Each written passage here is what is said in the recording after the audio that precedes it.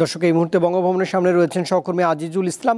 সবশেষ তথ্য তার কাছ থেকেই জানবো। আজিজুল, নতুন 3 জন উপদেষ্টার শপথ নেবেন বলে জানা গেছে। কেউ কেউ বলছেন সংখ্যাটা আরও বাড়তে পারে, 4 অথবা 5ও হতে পারে। আপনার কাছে এমন কোনো তথ্য আছে কিনা? নতুনদের নাম পরিচয় কিছু জানতে পেরেছেন কিনা? রুবায়েত, আপনি যেমনটি বলছিলেন যে বর্তমান যে অন্তর্বর্তী সরকার রয়েছে, প্রধান উপদেষ্টা সহ কিন্তু 2 দফায় আমরা দেখেছি যে 21 জন উপদেষ্টা দায়িত্ব পালন করছিল, এবং এখন আমরা নতুন করে আজকে যেটা জানতে পেরেছি যে আরও 4 জন আমরা নাম জেনেছি। 4 জনকে যুক্ত করা হচ্ছে বলেই আমরা এমনটি খবর পেয়েছি। আর আমরা যেমনটি দেখেছি যে বেশ আগে থেকেই কিন্তু আপনাকে একটু দেখাতে চাই যে বঙ্গভবনের ভিতরে কিন্তু বেশ প্রস্তুতি রয়েছে, এবং উপদেষ্টা যারা হবেন তাদেরকে কিন্তু আমরা দেখেছি যে তারা অলরেডি ঢুকেছে গণভবনের ভিতরে। আর আমরা যাদের নাম শোনা যাচ্ছে আসলে তার মধ্যে আমরা সবার প্রথমে যে নামটি জেনেছি সেটি হলো বঙ্গবন্ধু শেখ মুজিব মেডিকেল বিশ্ববিদ্যালয়ের যে উপাচার্য রয়েছেন ডাক্তার সায়েদুর রহমান।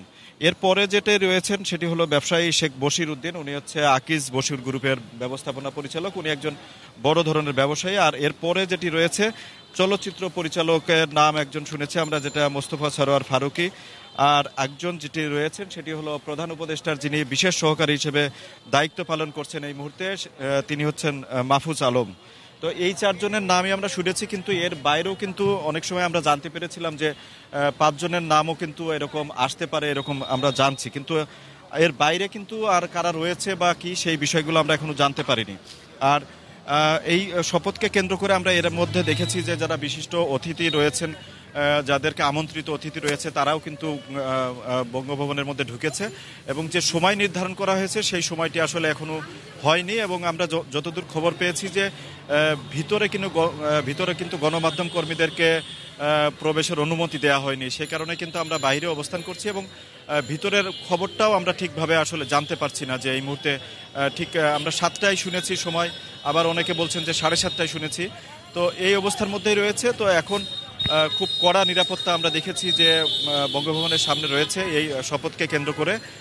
আশপাশে কিন্তু উৎসুক জনতাও রয়েছেন যে আসলে এখানে কি হচ্ছে এরকম জানতে চাচ্ছেন। তো এই হচ্ছে আসলে বঙ্গভবনের সামনে থেকে সর্বশেষ পরিস্থিতি। তো এখন শপথ নিলে আমরা যেমনটি দেখতে পাচ্ছি যে যদি 4 জন শপথ নেয় তাহলে হয়তো 25 জনের মন্ত্রিসভা এখন দাঁড়াবে বা উপদেষ্টা পরিষদ দাঁড়াবে, প্রধান উপদেষ্টা সহ। তো এই ছিল আমার কাছে সর্বশেষ সংবাদ। রুবায়েত। আজিজুল ইসলাম যোগ দিয়েছিলেন বঙ্গভবনের সামনে থেকে।